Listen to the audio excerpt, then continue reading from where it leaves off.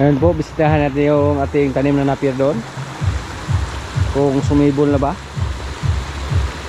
Dito tayo sa may sapa dumaan.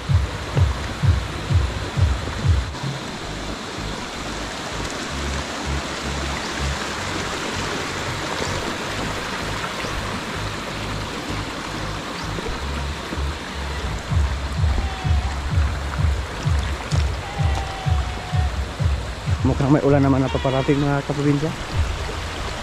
Makulimlim yung panahon.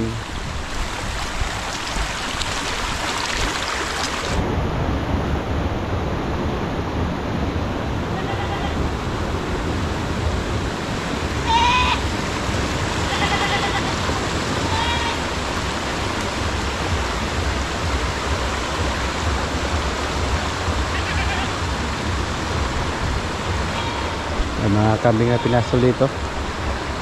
Pinakawala lang yung iba, oh. Yan po ang delikado, baka pumunta doon sa ating mga tanim na napier.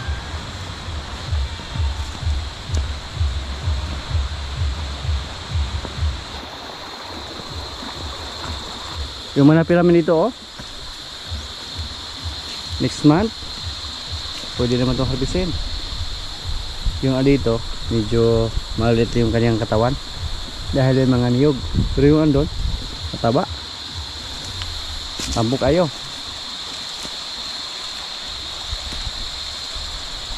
Yan po ang resulta sa palagi pag-ulan dito sa amin. Maganda yung mga tanim natin. Yung mga tanim natin na napier, mga ilang linggo pa lang to mula sa aming pag-harvest. Nasa mga isang buwan siguro.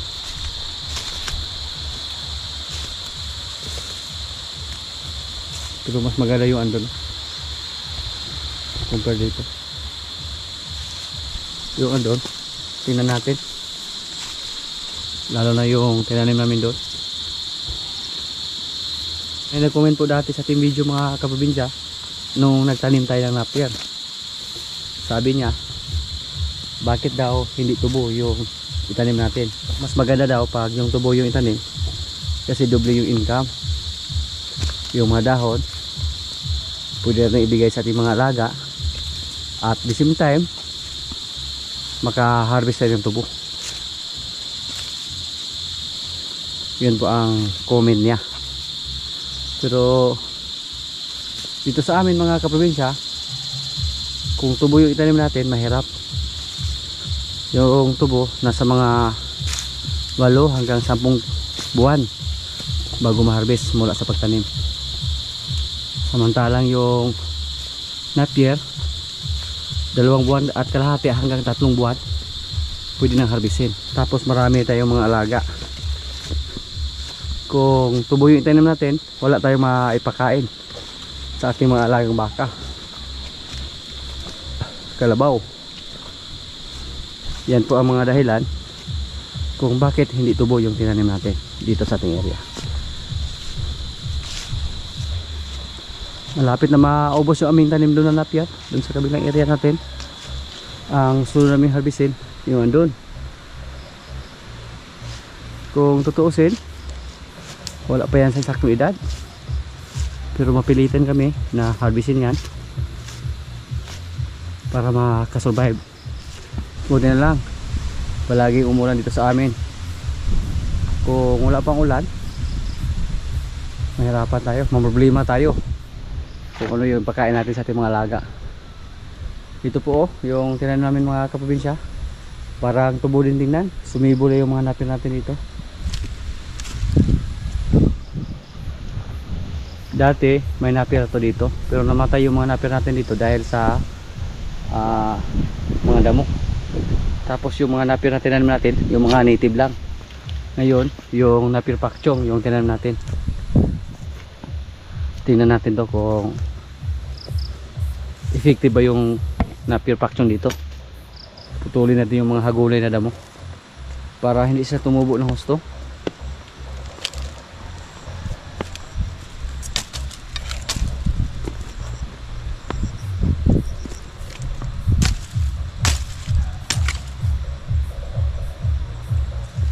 Yung mga hagulay po yung pumatay dito sa ating mga napier dati.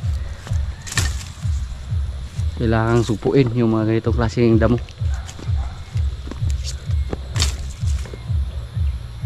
Marami.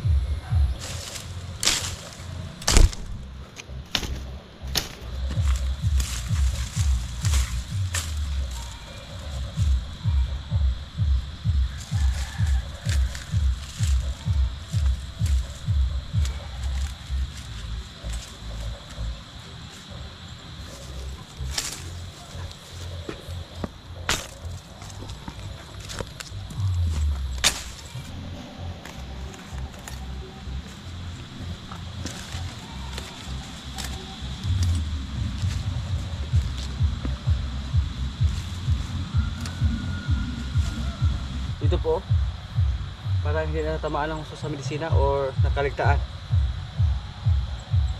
Kasi green na green lang yung kulay, pero doon namatay yung mga damo.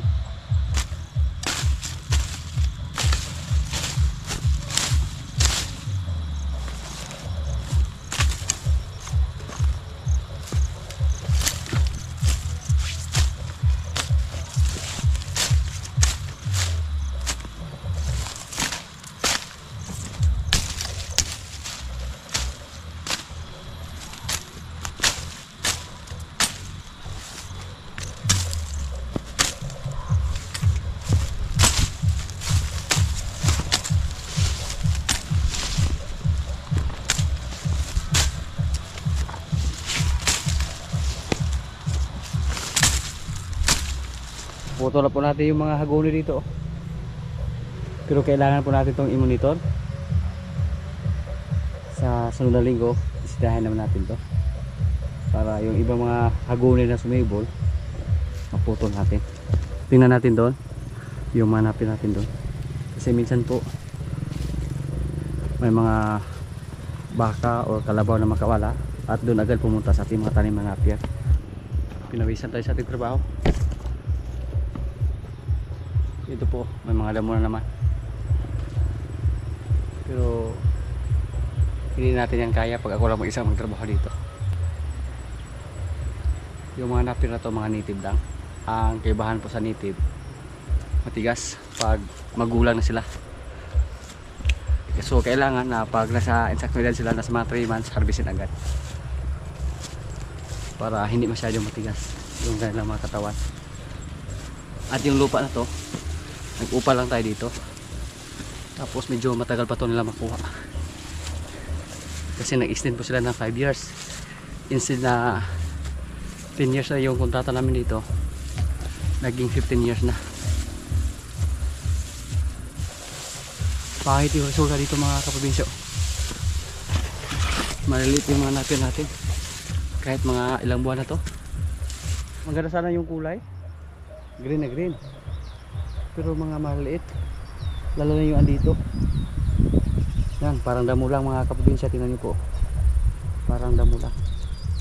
Tapos dito naninilaw yung kulay, dalag. Parang hindi nalagyan ng pataba, pero nalagyan po yan ng pataba.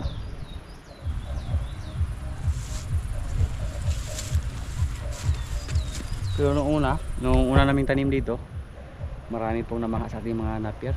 Napakaganda tingnan, lalo na dun sa malayuan. Parang tubo mga kaprobinsya, malapad yung mga dahon. Pero ngayon napakapangit na.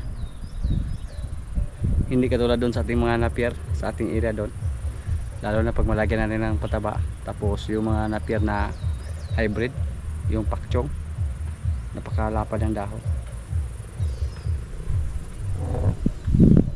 Dito walang kwenta to, parang kugon lang.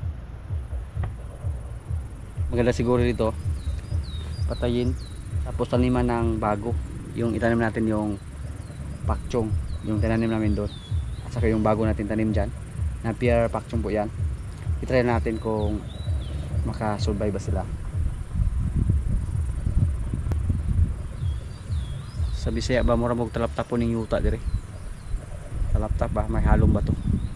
Kasi dito pag maganda pa yung lupa, pag sabihan natin na paupahan or paarinduhan, maraming maghabol para taniman ng tubo. Pero dahil pangit yung lupa, kami po sinubukan na namin na taniman ng napier. Nung una maganda naman yung resulta. Yung unang tanim, yung unang namin harvest, napakaganda po. Pero kung taniman natin ito ulit tapos ganun pa rin yung resulta, yung area na to, yung part na to, pwede natin itong i-give up. Pero doon sa ibaba, mukhang okay lang naman yung resulta doon. Diyan po tayo magpatuloy sa pagtanim ng napier. Alagaan lang. Pag maubos po yung mga napier namin doon mga kaprobinsya, kahit ano pa kalit yung andito, mapilitan kami na harbisin to.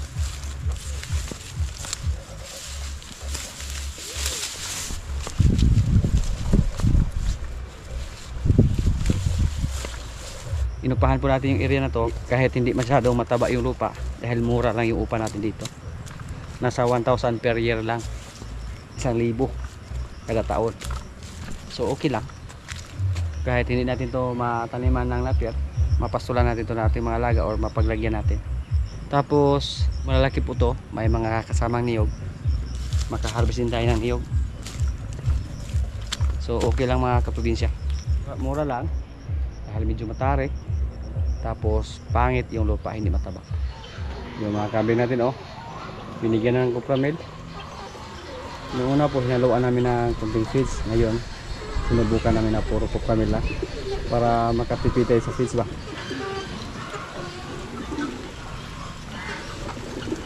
Pero kumain lang naman sila. Oops. Yung isa natin kambing mga kaprobinsya, mabilis ang lumaki isa. Yung rabbit nakikain din.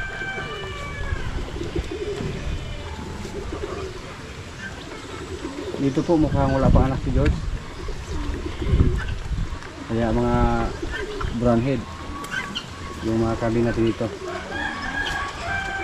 Apat yung may puti yung katawan, anak to sa ating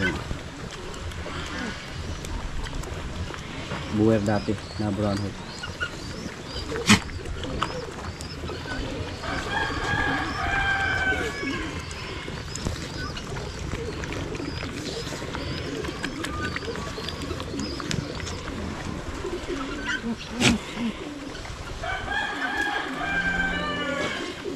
Pinakala po namin na hindi sila kumain pag puro copramil lang. Sinubukan po namin na hinihaluan ng feeds, pero napapansin ko po ngayon na malakas pa rin sila kumain kahit walang feeds yung pagkain nila. Yung isa natin kami yung isa tumaba na.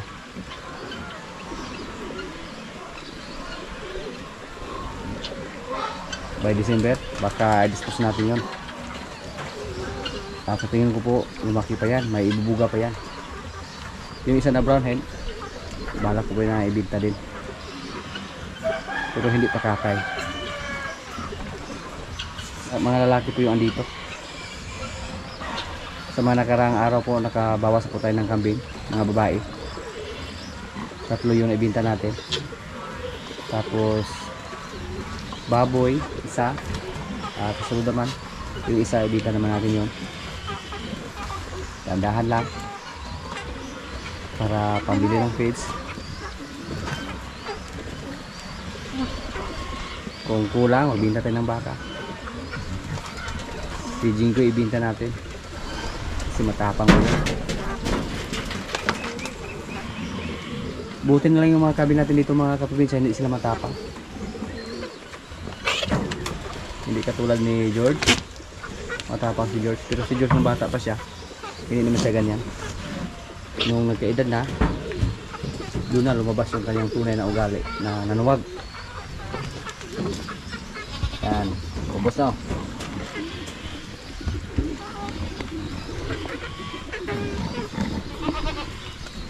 Isa lang yung medyo bansok. Katayin na natin yan. Yan. Tulog na. Ito. Wapo kayo.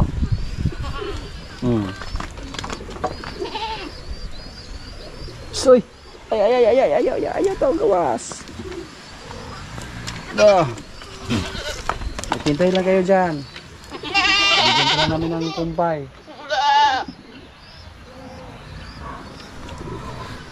Yung mga damo pwede.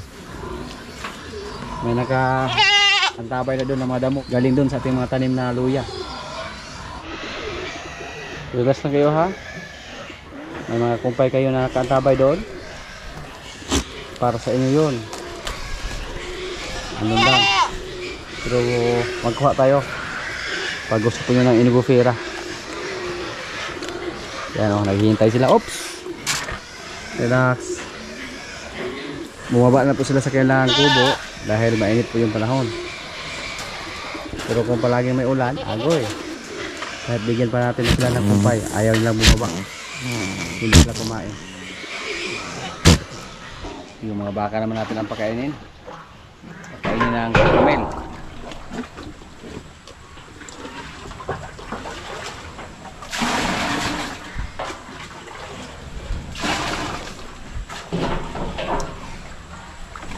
Hindi matagal na po natin na hindi napaliguan si Lemer.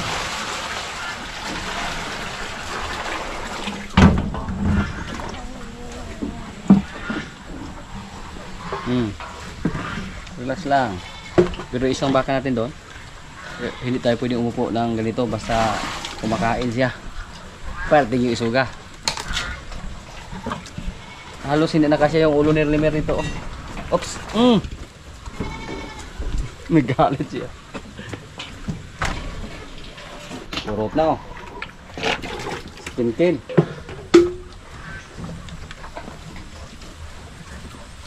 Bitas.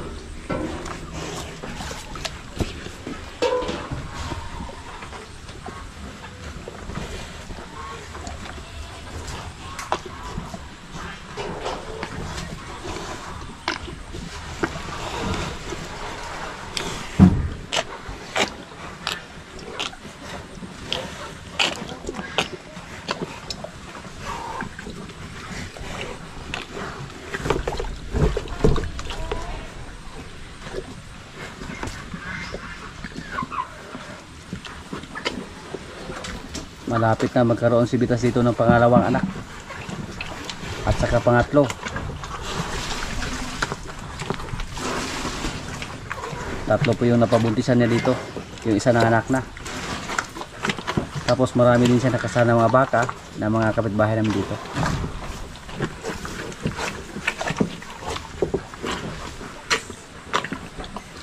No more.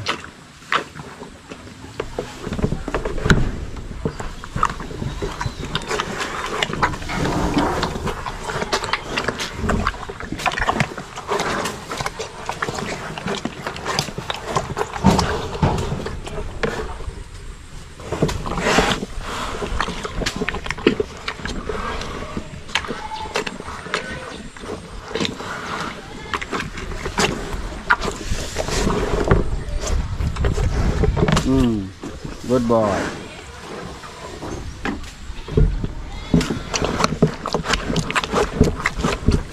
Yung baka na ito mga kaprobinsya, oh. Ito yung pinakamatapa. Isa to sa balak natin na ibinta. Wala naman problema pag magbinta tayong baka. Kasi may mga kapalit naman tayong baka dyan. May bagong anak naman tayong baka dyan na maliit pa lang. Tapos may 3 baka tayo na malapit na mga anak. So yun po ang sitwasyon natin dito. Basta magtapag-tapangan, ibinta natin. Si Palo, pinakain din ng kupramel.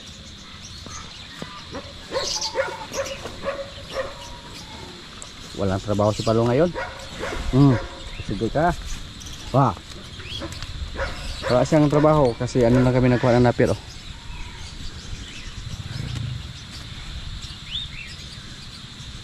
Kaya relax na relax yung katawan niya ngayon, oh. Murag musungay yun.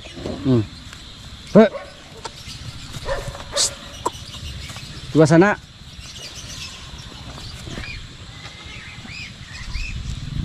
Kasusilibat yung mata, oh. Tanawas ko, ah.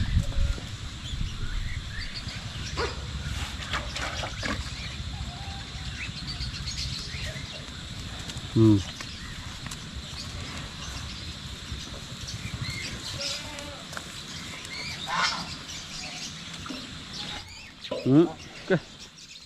Mura sa guduol gina ko. Kung si Palo yung dalhin sa bundok na maraming pagkain ka. Pagkaon sa ribo patas ba eh. Mag-alad ba na siya bo. Muna dalon dito sa Kaparinato. Pagbawa ni. Tambok mo din kayo.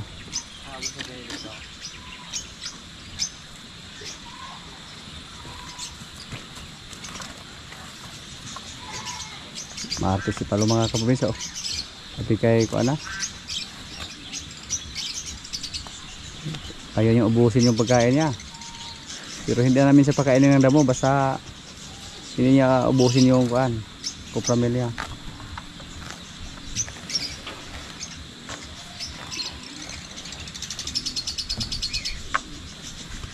Ah.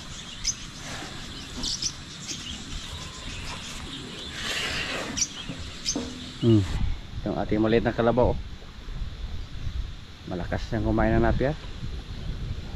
At sanay po siya sa ating sistema dito na hindi maarte sa mga pagkain.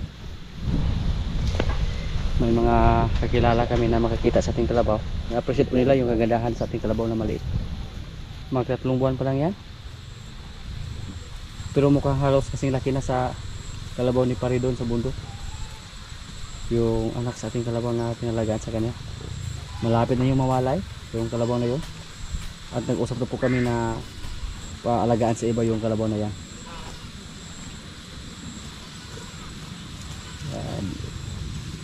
Yung kalabaw natin na babae, hindi pa natin alam kung saan siya mapunta. Ay binta ba natin o may gusto bang mag-alaga sa kanya.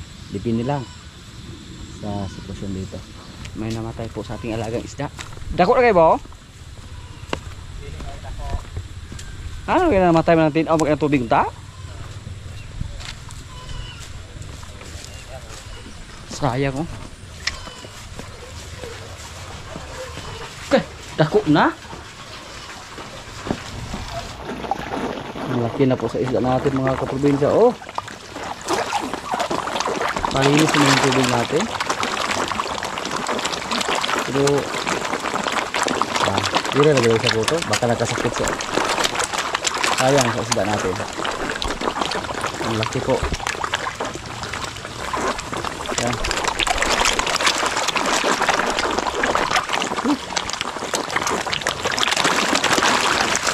Bago pa yung namatay, okay, di pa mabaho. Ayo. Malsa. Abo. Abo to kaya ani. Sika sa?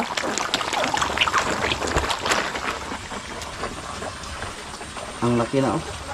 Sa ating isda na namatay. Pero hindi po siya yung pinakamalaki. Hindi siguro siya para sa atin. So wala tayong magawa. Tanggapin na namatay yung isa natin. Subukan na ipakain namin sa aming mga isa dito na kuan. Ito.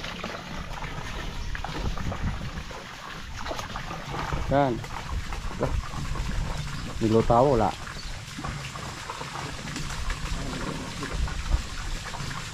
Ayan kan ah. Uy. Ano na? Sinumura na, naatakihin yung isda na nilagay natin. Napakasayang po sa isda. Pero kailangan ganun talaga minsan yung ating mga ibon may mamatay din. Tapos yung mga manok natin hindi natin maiwasan yung ganyang pangyayari mga kaprobinsya. Pero yung namatay hindi ko siya yung pinakamalaki. Napakasayang siguro pag yung pinakamalaki yung namatay. Kahit medyo mahal yung pagkain nila, pero tiniis lang sana natin para mapakain sila. Baka nagkasakit lang sa mga kaprobinsya, kaya namatay yung isda natin. Diha na binigay sa puto.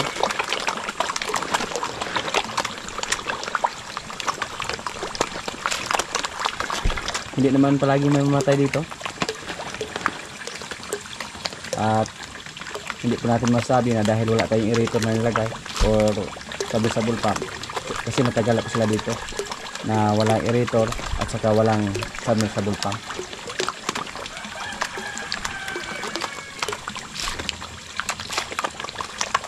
Yung mga tilapia natin, hindi na tayo bumili ng feeds para sa kanila. Yung binigay namin yung mga kinudkod na niyog lang.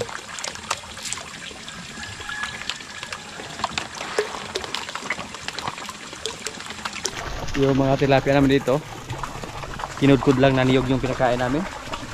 Hindi po tayo bumili ng floater. At saka yung mga crayfish natin, balak po na harvestan ulit. At yung mga crayfish natin dito, hindi natin alam kung marami na ba. So balak ko po na tingnan, tagalin yung tubig para malaman namin kung malaki na ba yung mga ibang crayfish natin dito.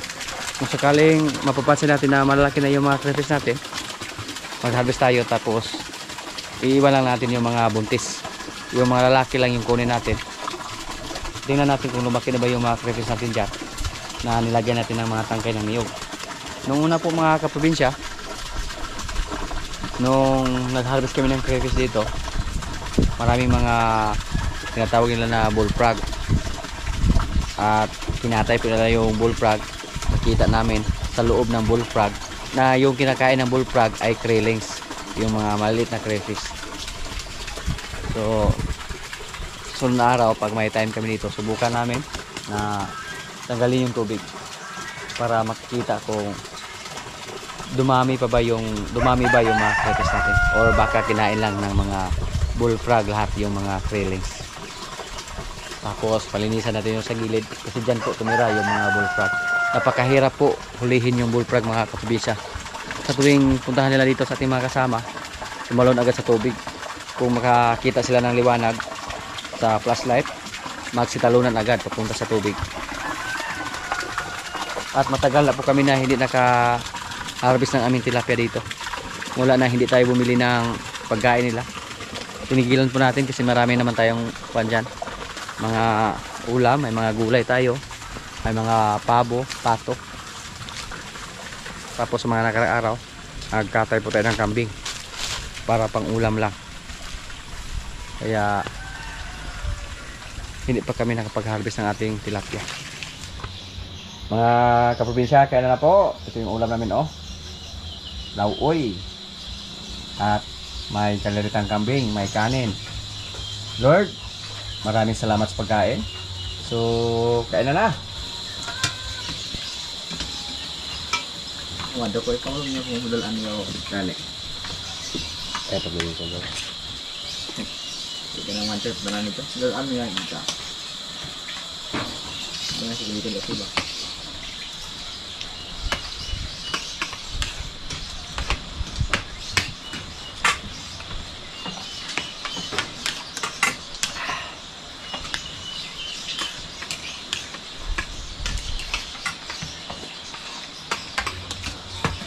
Choke o kung ano ba ni.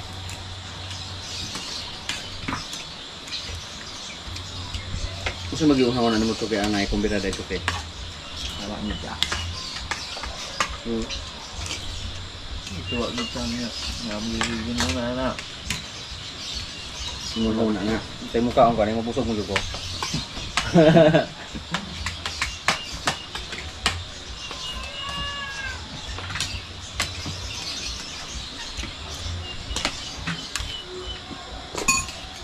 Sanay ka na.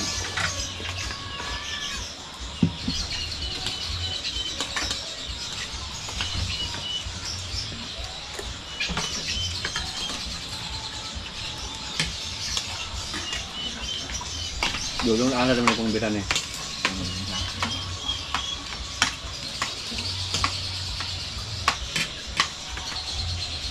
Tulong ka ito dan selangka.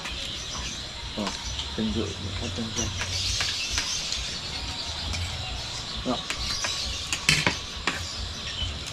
Hindi ka maulo ito. Ah, iya lah kita ambil dia. Ano ito? Gusto mo na kita.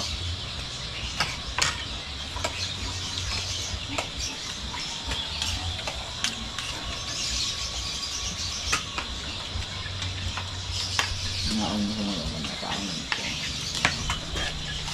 Ba kita sama ko nga miskin pula. Dapat so pa si ko. Ano maka? Tagali ka kita. Mas bayar mo pare. Ganyan ano. Na. Sabi pa. Di ako mukha na utan. Ano? Ako mo yan. Nagmurag ko din sa cellphone ba? Ngaki. Mungkin kaya lang nga babae. Magalit tayo siya.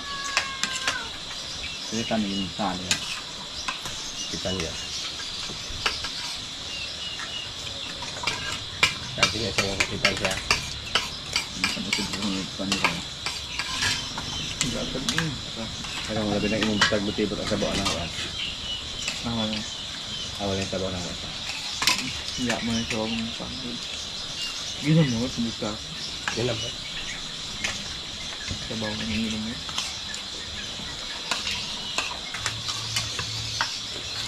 Naka? Di na. Ano nga? Di na. Di umod ko mera. Boy, di umod ko mera.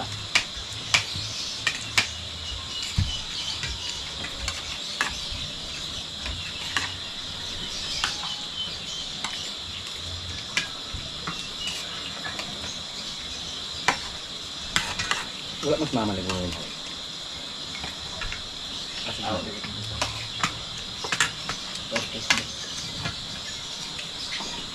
Siguro nga ito naman ito. Siguro nga ito. Siguro nga ako sabagay. Mga 5 years. Nagdali ito. Hari naman naman. Oh! Paano nga nito sa kandawa pa? Hindi pa sila pa. Hercules.